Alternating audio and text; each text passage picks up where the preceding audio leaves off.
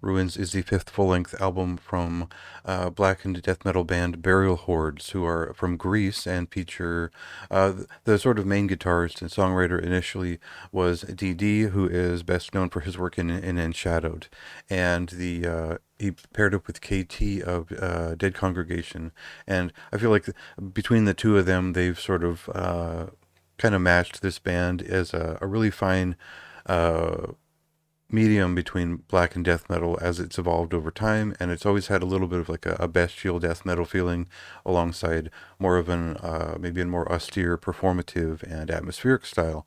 So early on, you could describe their their first demos were certainly of a different style. It was definitely more kind of traditional black metal focused sound, which I think took some notes from Marduk a little bit closer to when they turned into more of a bestial black death metal band. And I would say full on war metal for at least parts of some of those records, the first two records.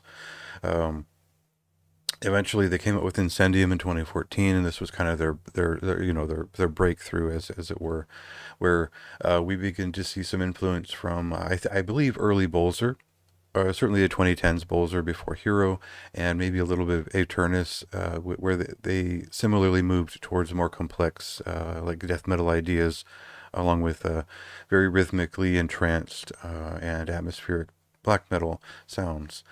And in general, I would say if you're a fan of Embrace of Thorns, this is a band you should know by now. And certainly, if you enjoyed that Heretic Cult Redeemer record, this is also something that is something you would appreciate going back to the discography.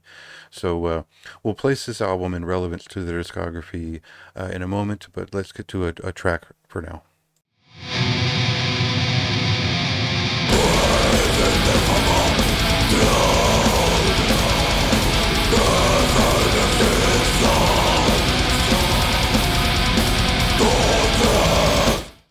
So Incendium was so interesting because it was sort of a pathway between the sort of bestial side of black death metal and the more, again, austere and triumphal feeling that was emerging at a certain era.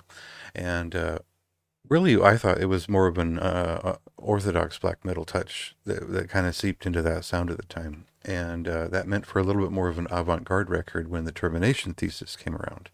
So that went down a path between those two albums, and this almost takes a pull back to what Incendium was all about, where they divined their sound. And Ruins uh, once again finds that bestial side of the band in an effective way. So there's maybe some simpler riffs and less of the more atmospheric and estranged pieces of the Termination Thesis, and now something a little bit more nihilistic, a little bit more post-apocalyptic, and I think part of that comes with just a little bit of additional brutality. I think Eugene Rabchenko of Flesh God Apocalypse is the session drummer here, and it makes for a more brutal and maybe a little bit more harried push during the more aggressive parts, which I enjoyed quite a bit.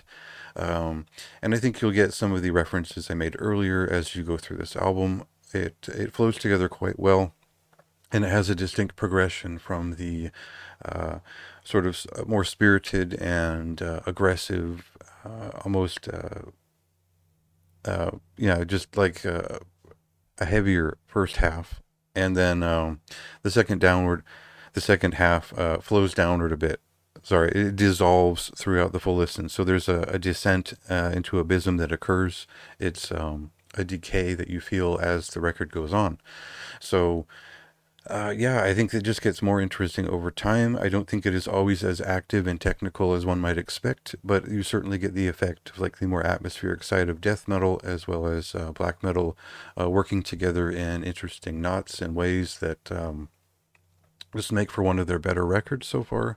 I think it complements their last two records particularly well without, devolving all the way back into more of a war metal sound. So there's a pretty interesting atmosphere that arises from that, and it puts them alongside some of my favorite bands from Greece at the moment. So uh, definitely an album worth checking out.